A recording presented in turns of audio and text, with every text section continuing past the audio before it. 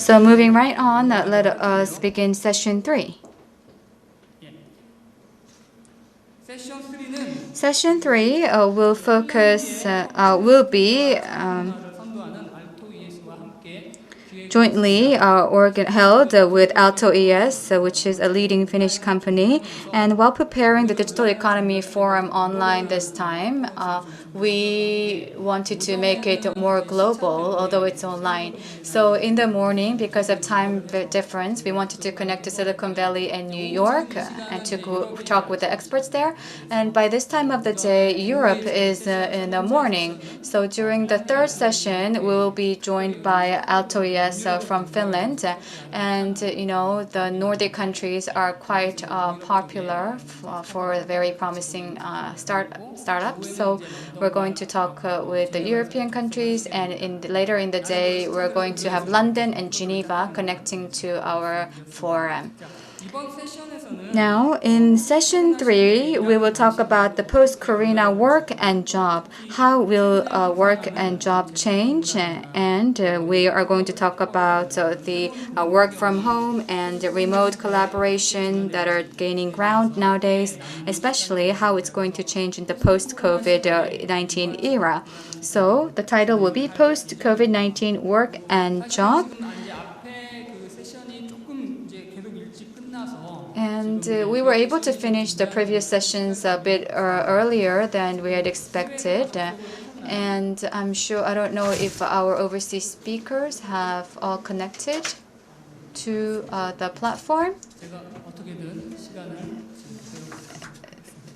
I think that not everyone has connected yet, So today we are joined by Joseph Kim, who is from the Wuha Brothers, the Korea's #1 food delivery service, and Mr. Kim Dong-hwan, CEO of 42 Maru from Korea. And from Finland, we have Dr. Petri Milimaki joining us from University of Helsinki, and who is professor of artificial intelligence and machine learning. And we will be also joined by CEO Vesa Perala from Clanet, and the moderator will be Veikko Verinen, Mr. Veikko Verinen from Aalto. So I think that as of now, all our panelists from Finland have connected. So I would like to invite the Korean panelists up on stage. So Mr. Joseph Kim from Ua Brothers Corp and CEO Kim Dong-hwan from 42 Maru. And the moderator will be our foreign guest, so joining us from Finland. So Mr. Verinen. So please feel free to listen to in English or in Korean. So I would like to now hand the floor to Mr. Verinen. I'll hand over my microphone to you, and then the floor is yours. You can start right now. Thank you, Josh, and good afternoon. Annyeonghaseyo, and welcome to the third panel session of the Digital Economy Forum. My name is Veikko Väyrynen, and I am the Vice President of Aalto ES, which is the most prominent and active student-run entrepreneurship society in Europe. And I have the honor of acting as the moderator of this discussion. In this session, we will take a look at the questions such as, what will the workforce of post-pandemic future look like? Will the COVID-19-driven remote work be the new normal? And how can we maximize the productivity in such a non-contact work environment? This session's topic will circle around the question of how can we accelerate the transformation of institutions, organizations, and human skills to keep up with the quickening pace of digital innovation. And now I will briefly introduce the panelists of this session, and then we can get to the questions. Our first panelist is Joseph Kim.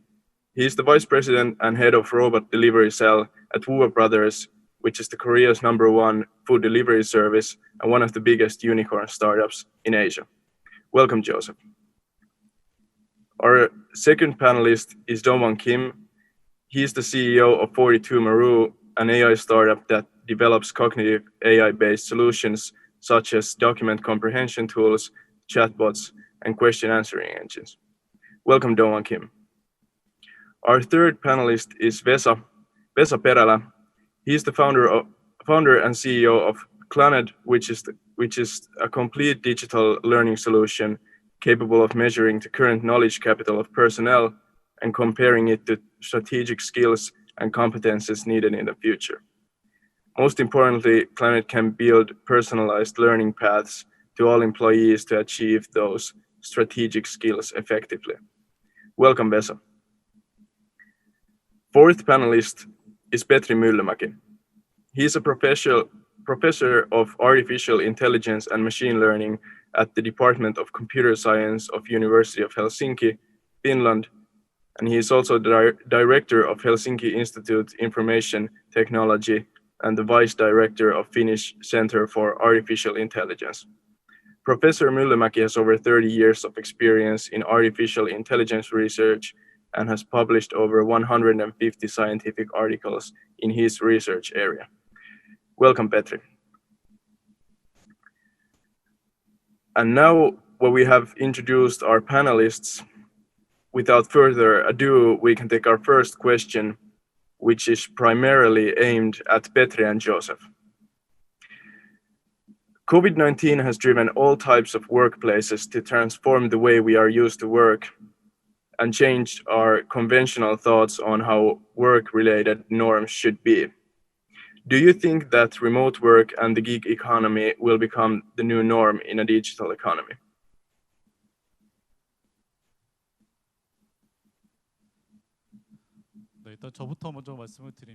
I would like to provide my answer first. So, under this digital economy and due to COVID-19, I believe that the way we work will be completely changed, and the remote work and the platform economy will indeed become the new normal or the standard. And as regarding the remote work, so a lot of companies have been doing distant working before, even before COVID-19, especially the IT companies. But not only the IT companies, but other companies after the COVID-19, they are accelerating this process. But I think that the reason why I think that this will become new normal is that because when we transition into digital economy, the important aspect is to be able to have the talents and to be able to secure how these talents will work in the digital economy. And these talents have worked for a long time in digital company, in IT company, and they're very much used to working from home and doing remote work. So I believe that these talents after COVID-19, even though everything returns to normal, when I think that they will continue to work remotely, and whether they will continue to work remotely or not will be an important factor. So the way we work will completely change after COVID-19, and there'll be new forms of work that will reemerge, and we need new types of norms or standards in terms of new types of work. And some people mentioned about the gig economy but as for my company, in November last year, we actually provided an insurance. We developed an insurance product where we pay per hour. So during the COVID-19 era and the digital economy, there's going to be a new definition of the way we work. So I think that there will be a lot of experiments like this. And the remote work and the gig economy, new ways of working will be established as a new norm.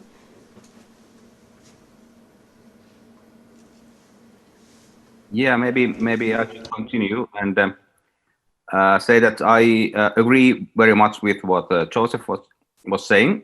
Like, first of all, it's obvious that the pandemic has clearly made profound changes in the way we work.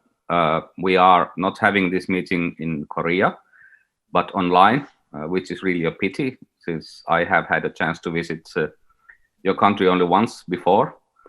So some people question, like, is this phenomenon caused by the pandemic, or is the transition, did it start earlier and is it permanent? I believe that the COVID pandemic accelerated the transformation that was already ongoing. for a long time, and I believe that after the pandemic, there's no going back. That to a certain extent, the way we work will definitely be changed forever. This would have happened anyway, but now it just happened more quickly. And how is this affecting the way we work? Well, obviously we now work mostly remotely, and this is related perhaps to the gig economy, as was already mentioned, that when the work is not measured as the time that you spend at your working place, but according to the results that you actually produce, then this will make it kind of more natural to switch to different type of working, where the working is based on kind of your performance, and this may support this kind of gig economy type of thinking, that people, maybe it's easier to think of yourself as a freelancer, and that you kind of lease your work to the highest bidder instead of working for just one company or one organization. This will naturally have profound effects on issues like job security, insurance, and employment laws. But I believe that this change is harder for me and kind of the older generation, and for the younger generation, this is perhaps much more natural. And they have been already partly adopted to this. And legal and other societal structures just need to be adapted to correspond this new environment, and this is what always has happened and will happen also in the future. So the technological and societal evolution drives changes, and we just need to adapt to our best. So this is not an only technological issue, but it's also about it's about politics and society, but also about the mindset of people, and I think that mindset is changing a lot now. How about you, Joseph? Do you have any views on how will the gig economy affect on job security, insurance, and global employment laws?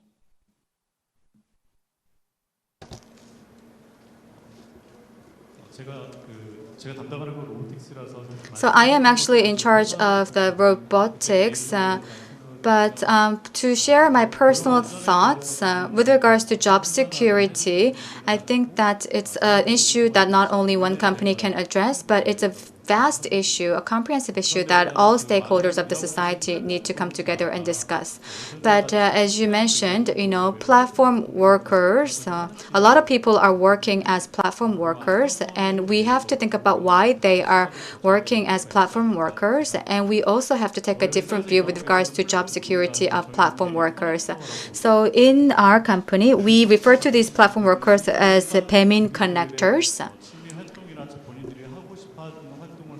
So we actually encourage them to actually invest a lot of time in the hobby or in their activities. And if they have like some free time, they can also jump into our business and work as a platform worker for our company. So if you look at the platform workers, sometimes they choose to become platform worker because they have free time that they can kill, and they want to actually make efficient use of those free time and to make money. And of course, there are lots of different needs that are voiced by platform workers, and really have to heed to the needs of them and try to fulfill those needs. Thank you. That's really interesting. And the next question is for Vesa and Dongwan. How will the very definition of work change as tasks become more autonomous and many on-the-job skills will become unnecessary and businesses will become increasingly more digital?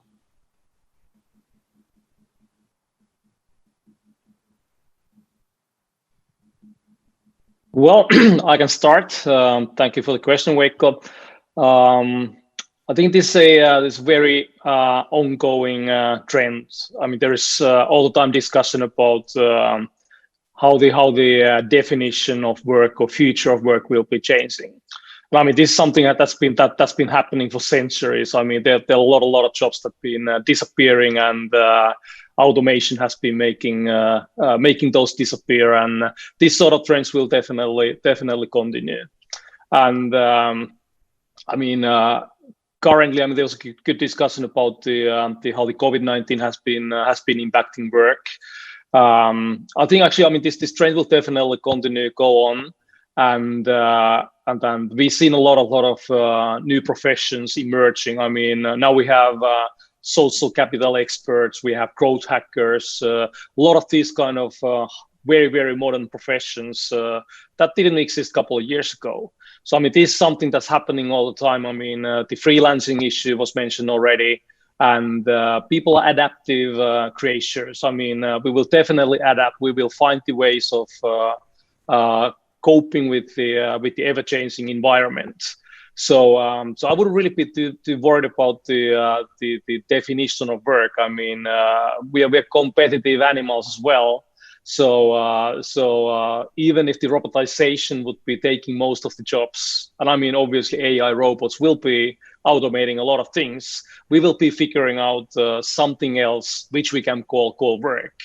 And of course, the boundaries between work and leisure and home and office, I mean, these are constantly changing as well. So I really believe in the capabilities of adapting to whatever is the new normal. And COVID-19 has definitely shown globally that we are very fast to adapt whatever is happening out there. Thank you, Vesa.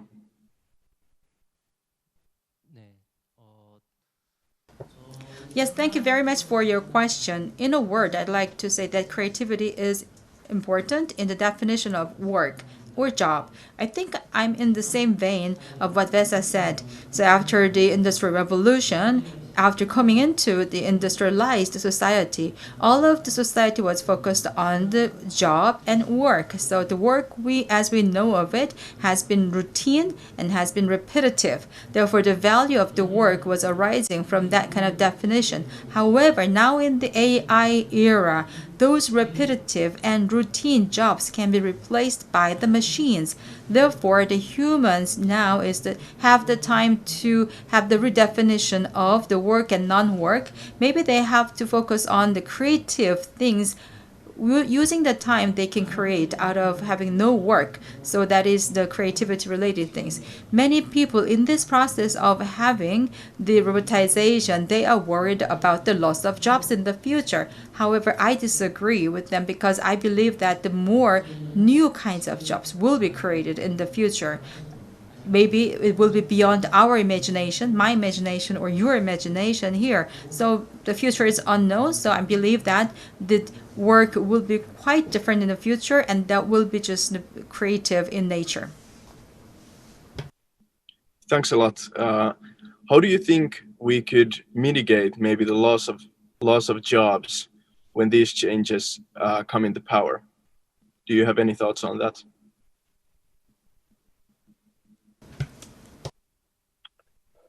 I think actually it's very much about the creativity, and then of course from governmental perspective, it's very much about enabling and promoting capabilities of, for example, working as a freelancer.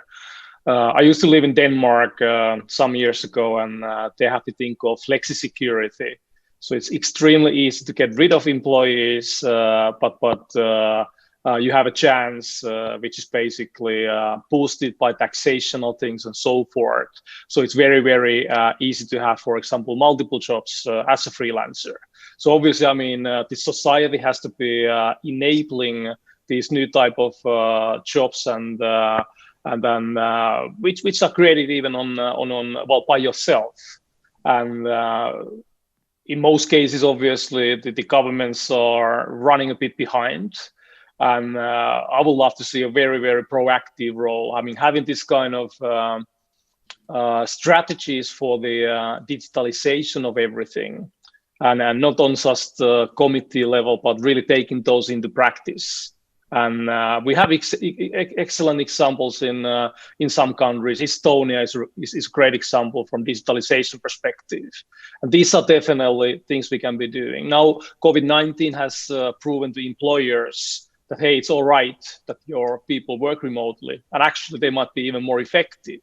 So, I mean, it's been very interesting to see this kind of like micro level things happening at your own company or other companies around you.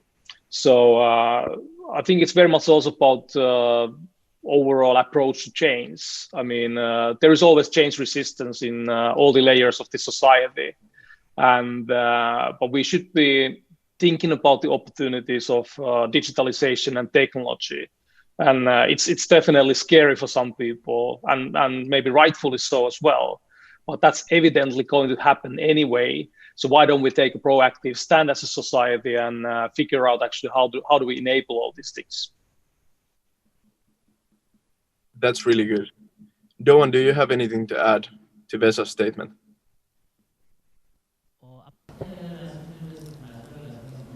Well, as I heard, I also, as I said, I am a believer of new creation of jobs. Having said that, I would like to say that, and repeating what I have other people have said. Let me go back into history when the wagons were first coming out, and also when the automobiles were first out. There were just movement against the automation automobiles, and also there was just red flag movement, not just having the speed of the car getting higher. But nowadays history has changed, and also the automation and automobiles have become a norm afterwards. So they did not lose the job as they expected. This now is the same thing, I believe. So even though we are resistant about the jobs lost, we can even create more jobs that we cannot imagine. So in this process, what is needed is a social consensus, I believe. Thank you for that. The next question is for Vesa and Petri, and I think Petri could start. What are the most important transferable skills needed in a digital economy? That's a good question. Maybe just to start by saying that since I'm an AI professor, kind of my view is that AI is the technology that will be the central part of the digital technology. So it will affect all areas of the society. But despite of the current hype of AI, I would like to emphasize that in most cases, AIs will not replace humans. So in some cases they will, but in most cases, hopefully we can see AIs that support humans and can be a useful tool. So let me elaborate a little bit. Like I have seen news articles saying like because AI systems were able to recognize tumor in some X-ray images that they are going to replace doctors. So this definitely is not true. I mean, there are doctors that work in this area called radiologists. And if you talk to radiologists, they say that looking at the X-ray images is a tiny, tiny fraction of what they actually do. So they would be just happy if AI or a computer can do automatically this tiny fraction of their work so that they could concentrate more on more important tasks. Okay, let's think of some other jobs like maybe taxi drivers. I mean, cars were already mentioned, and we are all hoping to see autonomous cars at some point in the future. Will these replace taxi drivers completely? Probably not. I mean, people tend to forget that there are also tasks that taxi drivers do, like they help you with your heavy luggage, or they help you in the car if you're handicapped or an elderly person.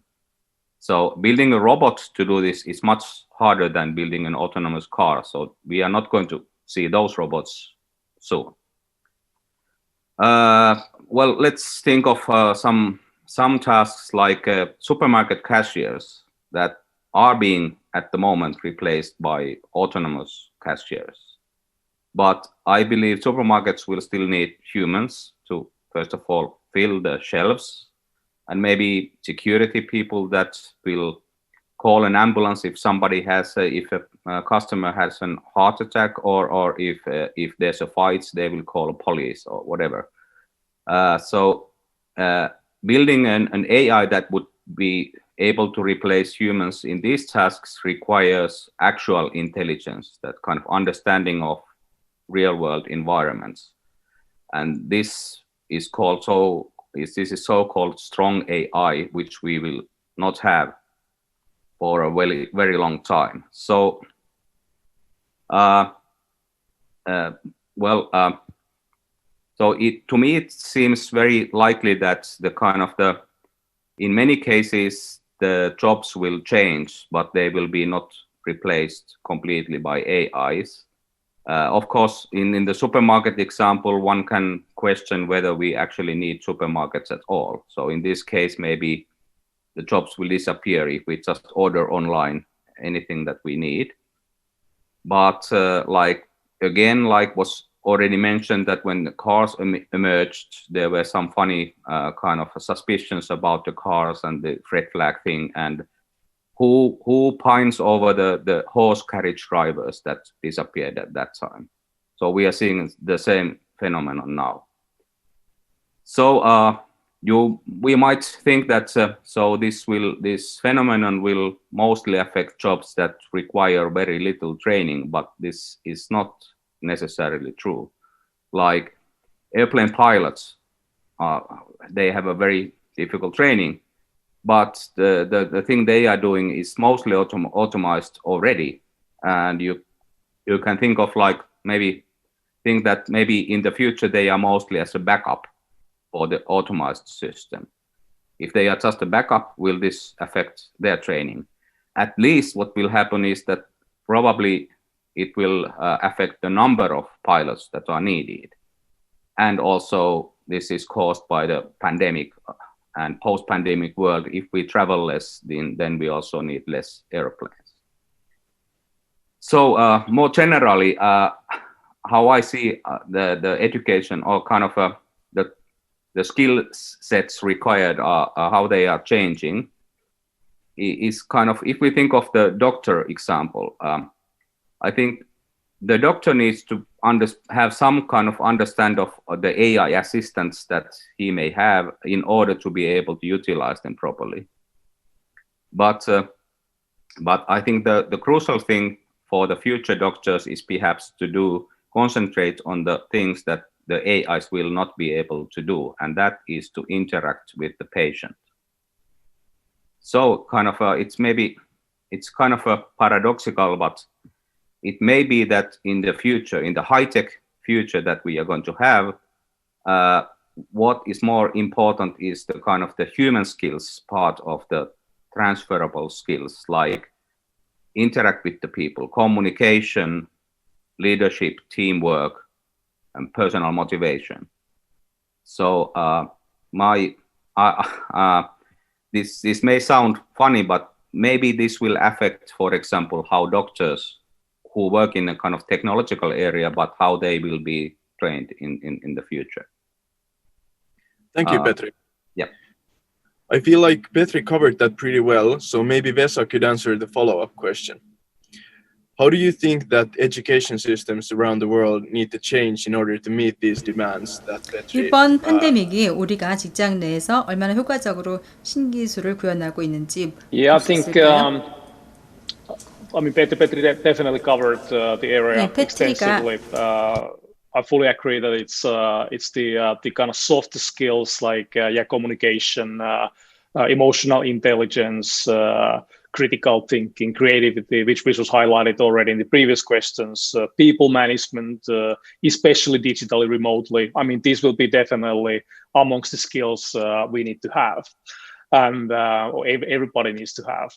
And the education systems definitely have to change, because currently it's very much about repeating, memorizing existing knowledge. So like being broadcasted by the teachers, as a one-size-fits-all approach to everyone.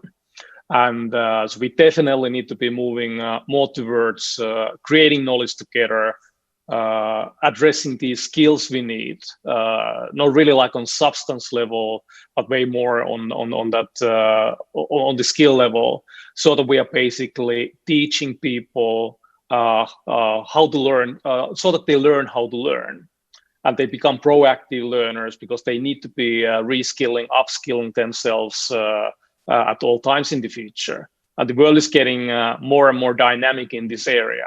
So the memorizing part of the learning, how we've been doing it already for centuries, is not going to be working out really well in the future. Thank you, Vesa. I think maybe we can move to the next question. This question is aimed at Joseph and Doman. Has the pandemic shed any light on how effective we are in implementing new technologies in the workforce? Maybe Joseph can start.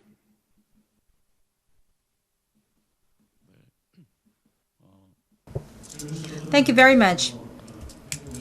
Well, if I may repeat your question, I would say that what realization has been made in the work in order to realize the new technologies inside the work. I myself am a responsible person for the robot and new technologies in the UA Brothers. My answer to you as a person responsible for this is that in part it has been effective in accelerating the new technologies in the company, but I myself also have experiences of adapting to the new technologies. In other words, what I'm saying here is that based on our experiences of having the delivery robots in our company, we should have the interactive systems using the elevators, and if work from home will not solve the problem. We cannot solve the problem of having access to the elevators. We need to have the trials and errors together. So although this is about the new technologies, just working from home will not solve the problem. And also we have a lot of partner companies working overseas. We used to meet with them in person after flying to them, to those countries, but COVID-19 prevented me from going there, so we had a lot of online meetings, and the online meetings were okay, although there is inconveniences, but we were able to find the ways to improve our efficiency and speed. So whether it is new technology or not, all these kind of capabilities can be found in some of the areas. The question is how fast or in what way we can just accelerate these new technologies. Maybe we need evolution, bit by bit improvement, and also this is something that has to be agonized and solved by all the members in the community and the company. Well, in my opinion, I think it differs the industry and sector, because we have some industries and sectors where the offline meeting is really needed and they will be slow in adapting to new technologies naturally. However, on the other hand, when we have the factors that we have to meet with people, non-face-to-face meeting is a compulsory thing, right? Therefore, they have no choice but to adapt to the new technologies. Ever since COVID-19 started, those industries where people-to-people interaction is needed, for example, communications or financial institutions, are the leaders in the digitalization.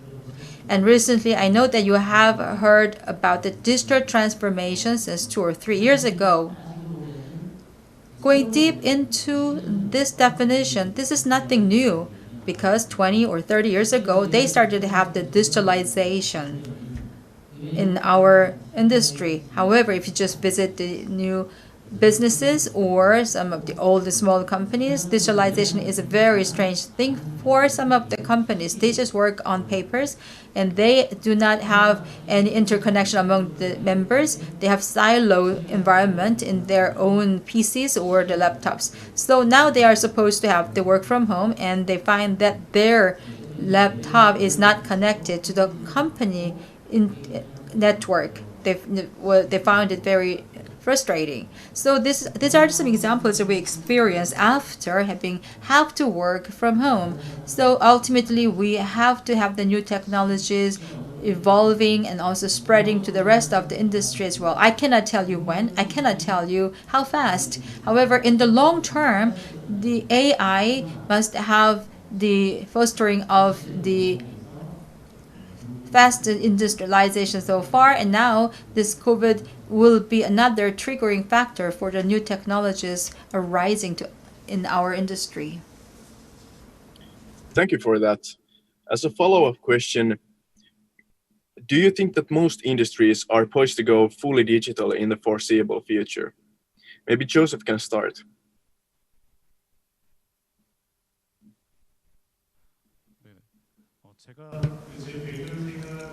In my opinion, and also based on my experiences, everybody is not following the speed of the new technologies, because traditional method of the working is left behind and also lagging behind the digital transformation and the real sense of the industry. So I cannot tell you that all the industries are good followers of the digital transformation. And also many of the companies have also experienced failures after trials of the new technologies, according to my reading of the news media. Because of that, I know that many companies are trying very hard, but in the success ratio of the new technology development, I don't think that all the sectors or industries or companies are successful so far. Yes, in my opinion, I have to repeat what I have said so far.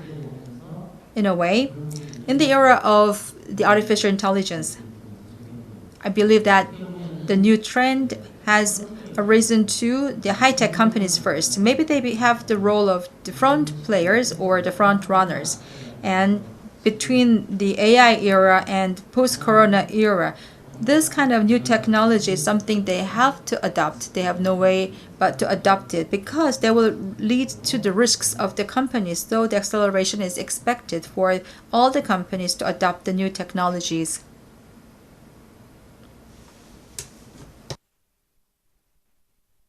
Thank you for this. Our fifth question is for Derwan and Petri. Is it possible to get the same level of productivity and work satisfaction from remote work when so much of the human experience, and by extension work experience, is dependent on interpersonal communication and interaction? If not, what are some ways how we can achieve it? Maybe Petri can start. Well, yes, as we now prove, it's very plausible to run a big conference like this and in a very successful manner. And in my work, I have been mostly working remotely for almost half a year now, and for the most part, it's worked just fine.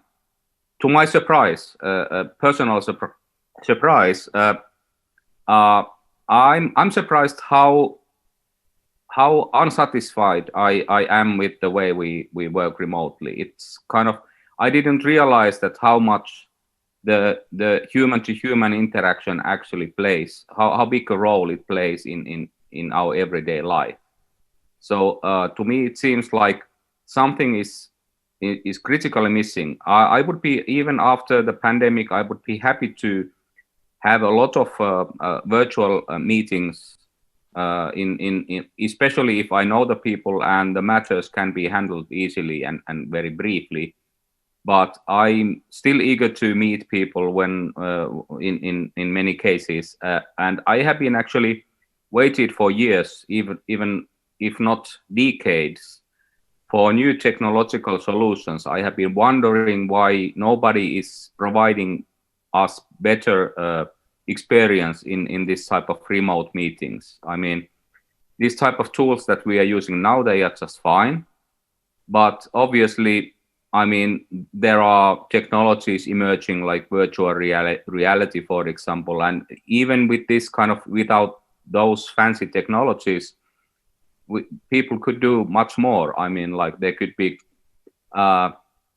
it's very hard for me, for example, now to read your emotions based on this video.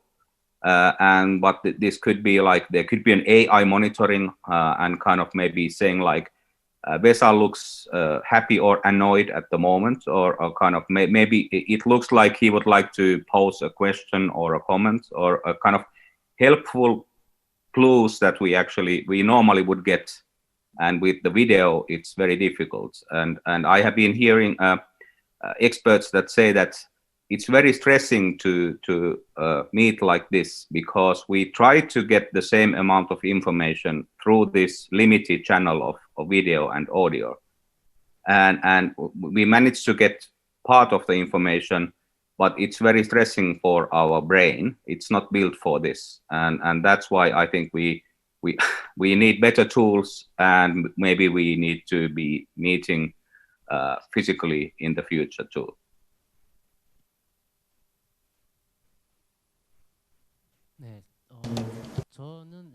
Yes.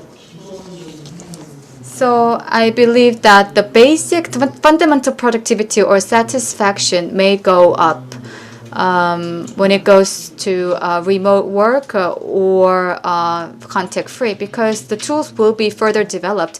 And as mentioned, if AI is applied, then we can actually resolve the routine work with AI, and the human interaction or information sharing among humans can be partially addressed with the system. So I think that the level of satisfaction may go up a bit higher, but as Professor also mentioned, I believe that if we go everything with system, we'll be able to miss out on the details. We may be able to miss out on the details and not heed to the details, and that may pose as a risk, and that may undermine our work productivity in the long haul.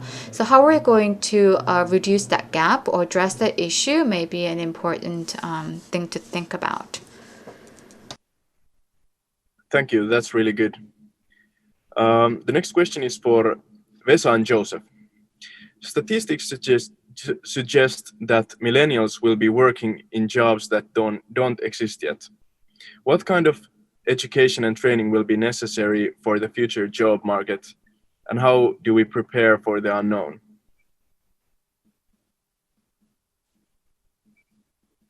Maybe Vesa can start. Yeah, I think first of all, this is an evolution. It's not happening overnight. So we have definitely time to prepare. I mean, sometimes obviously things like pandemic, accelerate things. But we shouldn't be making a dystopia out of it. I did mention already that we have plenty of new jobs available right now, which didn't exist a couple of years ago. And this sort of trend will definitely continue. And what I think we should be highlighting and emphasizing are the interpersonal skills, the communication skills. This relates to a little bit back to what was discussed as part of the previous question. So these kind of tools will be emerging, getting better. We learn how to communicate better remotely, and these are exactly the kind of skills we should be nurturing as well. So the kind of skill-based thinking is very critical. What comes, relating to this question. So we need to make sure that we are creating safe environments for the learners, the kids, the students, and so forth, so that they can learn how to learn these things, and we would be then fostering them using the systems.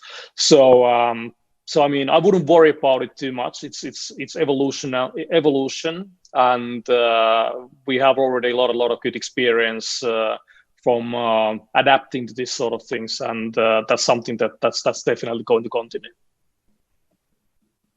Thank you, Vesa. Joseph, do you have something to add? I'd like to now input my ideas.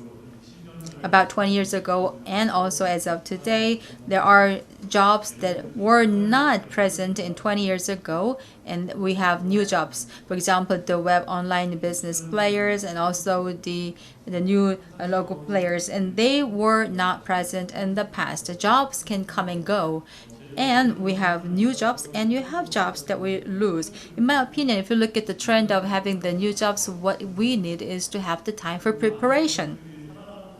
Many companies are trying to survive by having the digital transformation. They are forced to have the systems, even though they are manufacturers or the agriculture companies in many of the industries, they are trying to be in the digital transformation. This kind of trend will be further accelerated according to my conviction, not just for the companies, but for the individuals. This kind of digital transformation is a must. So not just for the millennials in the future or anybody who wish to have new jobs, even though they are not just planners or strategists, they have to be mindful about the changes of the digital transformation, and they have to have the preparation made for themselves in order to survive in the industry. So just companies do the jobs in order to survive. I think that on the personal level, individuals should do their own work as well in order to catch more opportunities in the promising areas or promising sectors. I don't care where they are coming from in any kind of sectors. Even though you're working in the agriculture, you have to have the chance to prepare yourself by studying more. And now is the time for them to do that. Thank you, Joseph. How about Vesa? Does Joseph's answer spark any thoughts from your end?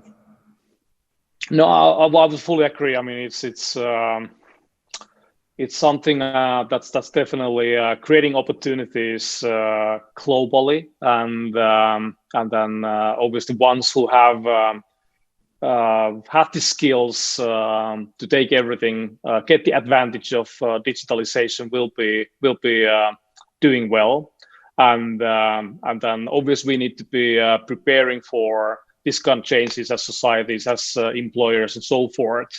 But yeah, I mean, fully agree. I mean, this is something that's happening, has been happening already for quite some time. Sometimes it gets accelerated, sometimes it goes a little bit slower, but it's definitely evolution, and it's not going away. And I don't really care whether it's millennials, boomers, or Generation X. I mean, we all have these similar type of challenges, and then of course also the opportunities. Thank you for that.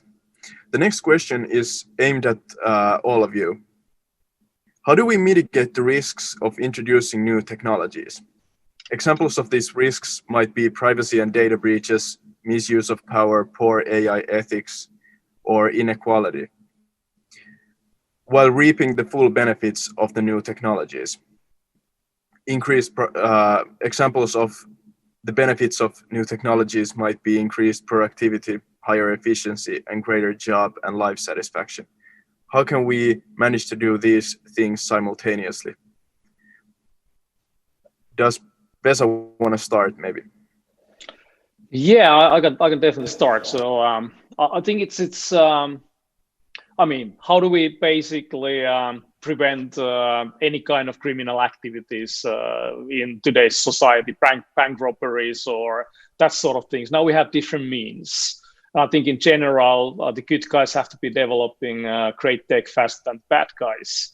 And of course, there are like privacy-related issues. And I mean, these need to be taken seriously by legislation. We need to understand actually how to deal with these kind of things on a daily basis. Again, I've been highlighting that this is something, I mean, these evolutionary things that are happening. And maybe the risks are that some people are dropping out of the evolutionary cycles. So as societies, I think we need to be training, equipping people with the skills that they can really understand the new technologies as well. I think the average Joe definitely doesn't have enough understanding on artificial intelligence. We need to make it pragmatic, practical, and then explain the benefits so that it's not becoming a thing to be scared of. But otherwise, in general, I think it's similar type of activities we need to be taking as society to really mitigate these risks of different kinds. Thank you, Vesa. I think maybe Joseph could follow up to this.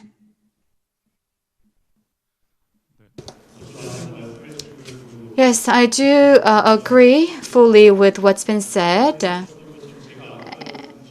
And just before, I said that as individuals, we need to study and prepare for these technology trends because we have to prepare for new jobs, but at the same time, we have to be able to defend ourselves from the risks that are posed by new technologies.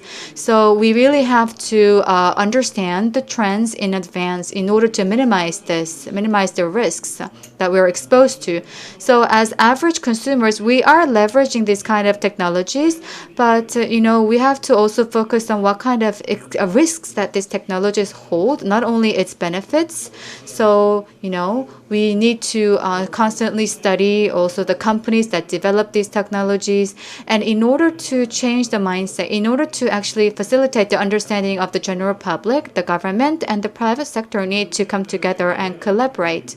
And as for AI technologies that have been developed over the years, but nowadays there are lots of AI-related training programs that are accessible to a lot of people, and there are lots of AI-related tools that are available to the general public. So we really have to work towards minimizing the risks posed by technologies, but in that process, we have to also put ourselves in the shoes of the consumers of who are using that technology and work together.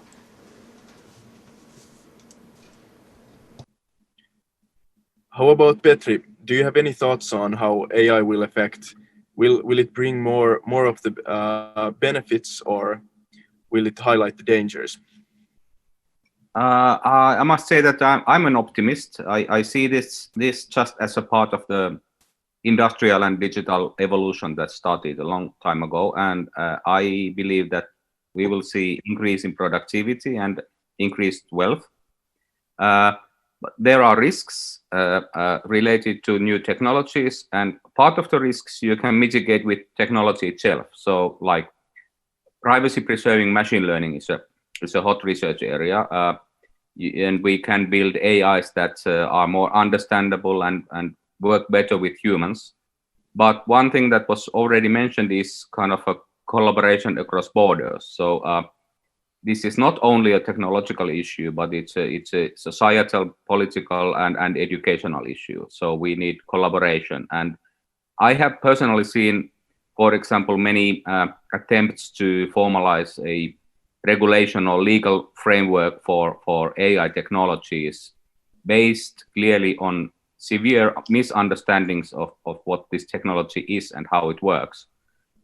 So I think this is not the way to go. On the other hand, I believe I have a pretty good understanding of AI, but I wouldn't attempt to create a legal framework because I'm not a legal expert. So I need to talk to the legal experts. They need to talk to me, and we need collaboration across all the areas of the society to mitigate the risks.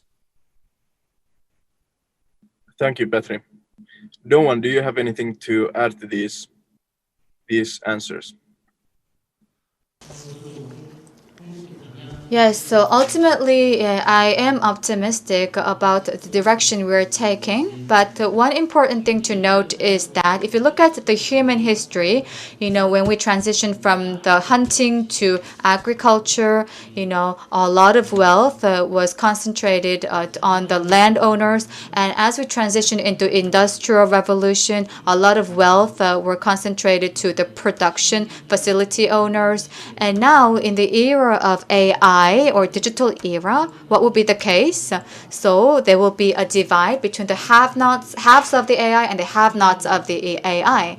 So I believe that, but there's one difference is that there is the scope of utility, effectiveness, because the land during the agricultural era, it only covered that geographical area. And in the Industrial Revolution, production base became more wider. But now, when we talk about AI, it's intangible. So it goes beyond boundaries, goes beyond national borders, and it can have an impact all around the world. So I believe that AI technologies should be deployed in a manner that will be accessible to all, and that will be accessible to all in an equitable manner. But it may be a little bit belated, but I don't think that it's too late. I mean, we can start now to begin the discussions with all the stakeholders involved. Thank you, no one. That's really good. Does any of the other panelists have something to add to this?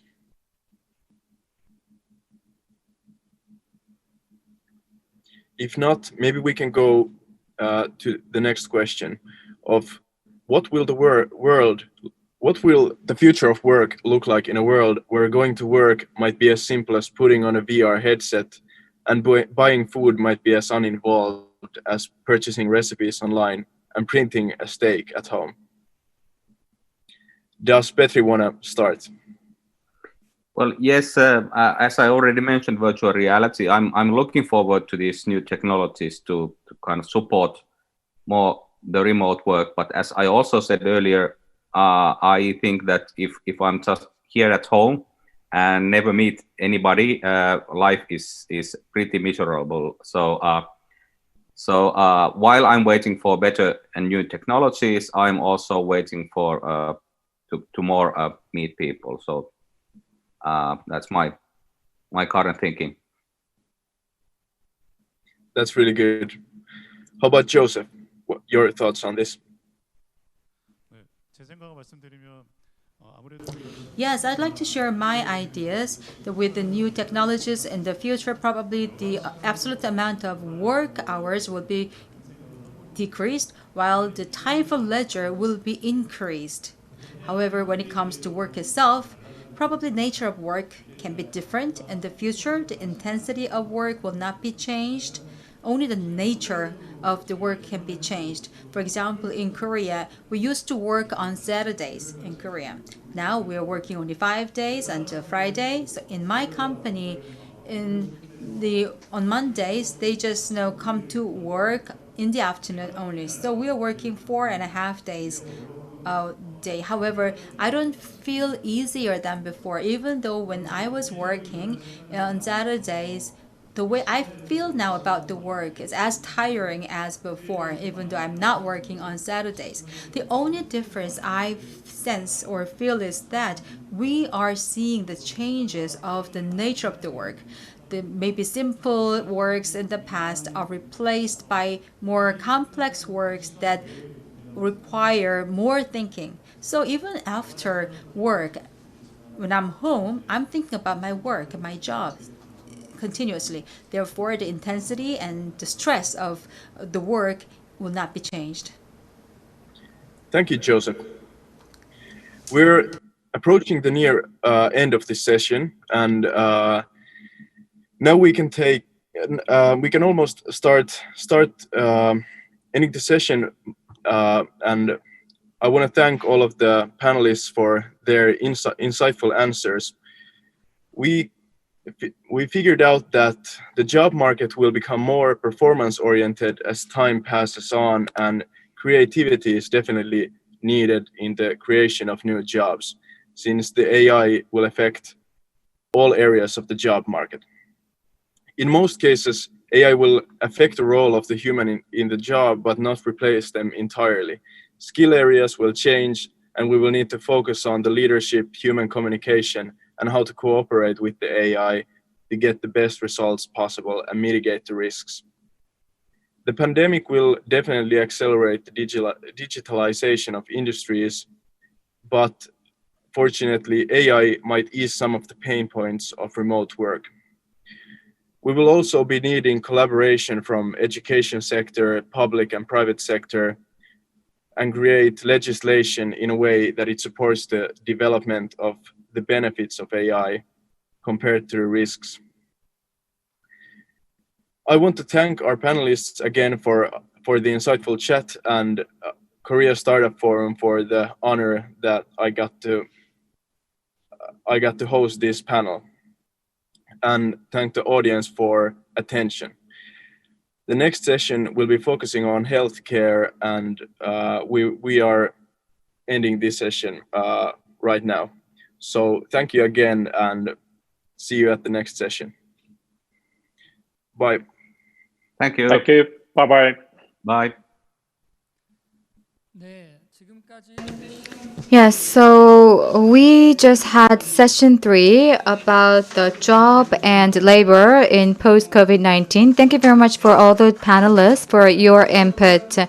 So regarding job and work, it's very much related with our daily lives, and it is a very important factor for our future students, what kind of jobs that they will actually land, and it actually gives a lot of food for thought for our future generations. And with unprecedented crisis right now, I believe that we're seeing drastic changes in terms of work and job. And as for Finland, you may know that the public education is very advanced and developed. And I think that there will be more opportunities for countries to exchange in the field of education, job, and work as well.